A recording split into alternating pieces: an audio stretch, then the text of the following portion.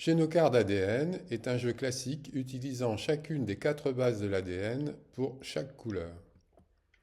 Chaque carte a sa valeur, la lettre de la base et sa structure dans le sens 5'-phosphate 3'-hydroxyle sur le désoxyribose, puis la base elle-même.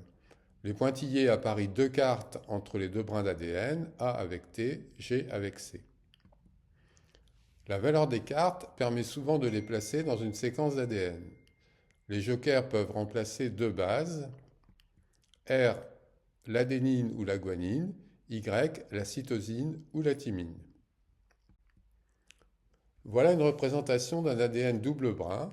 Les 2 brins sont complémentaires mais antiparallèles en 5'-3' et se lisent en sens opposé. Le palindrome est un cas particulier car les 2 brins ont une séquence identique, comme ici l'hexapalindrome GAA-TTC. Un palindrome peut se construire en prolongeant la première moitié par sa séquence complémentaire, comme le montre le schéma. Lors de la division cellulaire, l'ADN parental est dupliqué en brins identiques après ouverture ou déshybridation et synthèse de brins complémentaires, comme montré ici.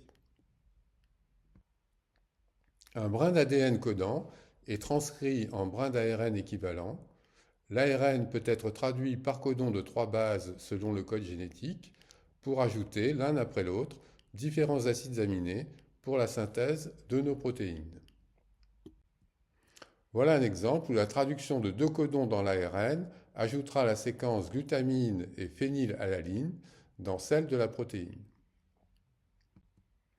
Comme il y a plusieurs codons pour coder la plupart des acides aminés, plusieurs séquences peuvent donner la même protéine.